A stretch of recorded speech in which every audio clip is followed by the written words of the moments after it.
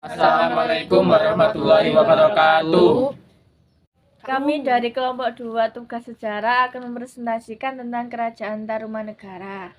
Di sini kami akan memperkenalkan diri masing-masing. Saya Arya Maulana Putra, absen 5. Nama saya Brilian Adam Nirwana, absen 8. Nama saya Citra Sulis Nur Indah Saputri, absen 11. Nama saya Femi Eka Lestari, absen 16. Nama saya Raya Jauza Rahma Akila, absen 27. Di sini saya akan menyampaikan materi tentang Kerajaan Tarumanegara. 1. Letak geografis kerajaan. 2. Awal masuknya Hindu-Buddha di kerajaan. 3. Silsilah dan raja yang memimpin. 4. Hasil budaya kerajaan. 5. Masa kejayaan dan faktor. 6. Masa kerusuhan dan faktor. Letak geografis Kerajaan Tarumanegara. Letak geografis Kerajaan Tarumanegara adalah di wilayah Pulau Jawa bagian barat, yang sekarang masuk wilayah Provinsi Jawa Barat, Jakarta, dan Banten, di daerah aliran sungai Cisadane dan Citarum. Awal masuknya Hindu dan Buddha di kerajaan. Agama Hindu masuk ke Indonesia pada tahun 78 Masehi ketika sebelumnya nenek moyang kita menganut kepercayaan animisme dan dinamisme. Pada awalnya, ada tanggapan jika masuknya agama Hindu ke Indonesia melalui perdagangan dengan bangsa India. Para pedagang India menjual barang-barang yang bernilai tinggi, seperti logam mulia, perhiasan, kain, wangi-wangian, dan obat-obatan. Silsilah dan raja yang memimpin. Dari 12 raja, hanya 2 di antaranya yang diketahui merupakan keturunan langsung dari raja sebelumnya. Mereka adalah Dharma Wayarman, putra dari Raja Jayasingawarman, dan Raja Candrawarman, putra dari Raja Indrawarman. Raja Purnawarman menjadi nama raja yang paling terkenal dari Kerajaan Tarumanegara. Raja-raja yang memimpin yaitu yang pertama, Jayasingawarman pada tahun 358 sampai 382 Masehi.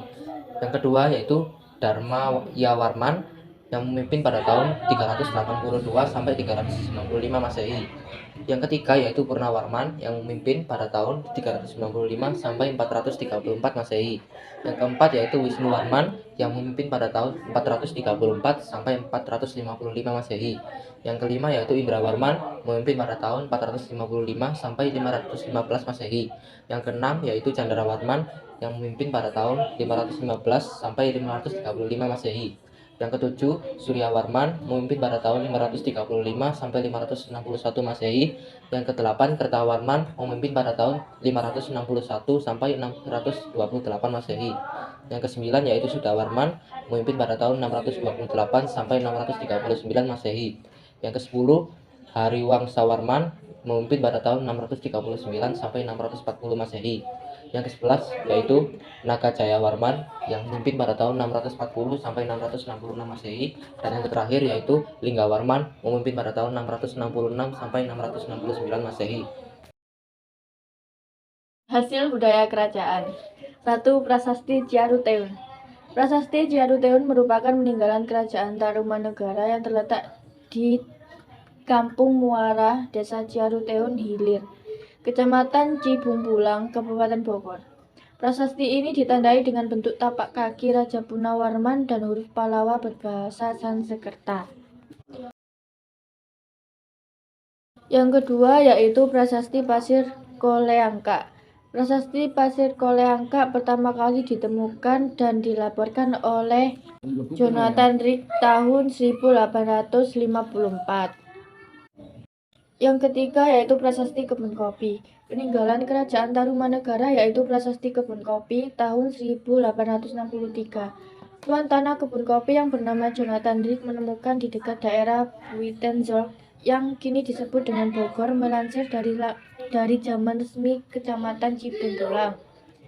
Kala itu dilakukan penebangan hutan untuk lahan perkebunan kopi. Dari sanalah nama prasasti ini bermula. Selain itu, prasasti kebun kopi juga disebut dengan prasasti tapak gajah, sebab seperti ada jejak sebesar tapak gajah di permukaannya. Prasasti kebun kopi ini terletak di Kampung Muara, termasuk wilayah Desa Ciaruteun Hilir, Cibungbulang, Bogor. Keempat, Prasasti Tugu. Prasasti Tugu ditulis dalam aksara Pallawa awal berbahasa Sanskerta dalam bentuk sloka dengan metrum anustup. Yang kelima adalah Prasasti Pasir Awi. Prasasti Pasir Awi terletak di sebelah selatan Bukit Pasir Awi, kurang lebih 559 meter di atas permukaan laut, di kawasan hutan di perbukitan Cipamingkis, Kabupaten Bogor. Penemu prasasti ini adalah seseorang arkeolog Belanda yang bernama N.W. Heupermans S. dan dilaporkan pada tahun 1864. Tak ada keterangan yang dapat dibaca pada prasasti ini selain pahatan piktograf berbentuk sebatang dahan dengan ranting dedaunan dan buah. Yang keenam adalah Prasasti Muara Cianten. Prasasti Muara Cianten terletak di Kampung Muara, Desa Ciaruteun, Kecamatan Cibumbulan. Dilaporkan pertama kali oleh N.W. Heupermans pada tahun 1864.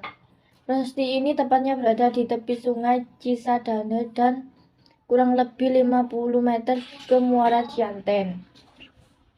Prasasti ini bertuliskan huruf ikal atau huruf sangha, seperti yang digunakan pada Prasasti Ciaruteun B dan Prasasti Pasir Awi. Tulisan pada prasasti ini masih dapat belum dibaca.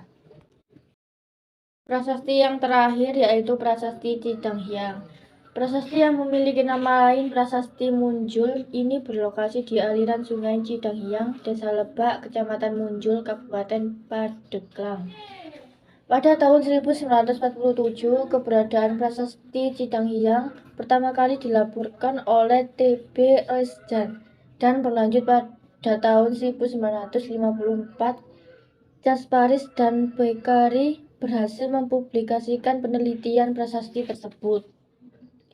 Prasasti Cidanghyang ditulis di media batu andesit yang berukuran sekitar 3,2 meter kali 2,25 meter dengan menggunakan teknik pahat. Aksara yang digunakan huruf Pallawa berbahasa Sanskerta. Dan faktor masa kejayaan.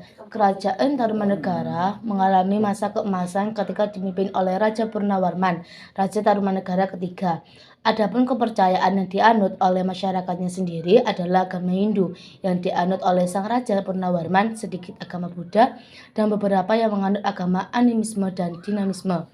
Faktor ekonomi, kerjasama dengan Tiongkok, perluasan daerah yang dilakukan oleh Purnawarman, banyaknya pelabuhan yang dibangun di tepi pantai, dan Purnawarman sangat menjaga sungai.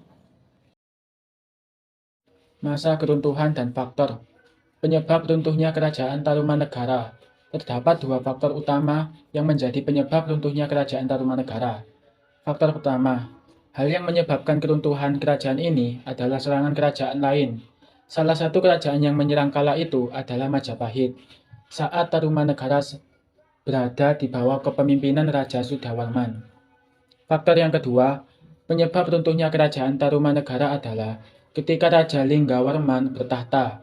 Beliau tidak memiliki penerus tahta karena kedua anaknya adalah perempuan. Oleh karena itu, tahta diberikan kepada salah satu menantunya, yakni Tarusbawa. Namun, Tarusbawa yang saat itu adalah raja dari kerajaan Sunda lebih memilih untuk mengembangkan kerajaannya sendiri. Akibatnya, kerajaan Galuh meminta untuk memisahkan diri dan Tarumanegara pun tidak dipertahankan lagi. Sekian, terima kasih. Cukup sekian, terima kasih.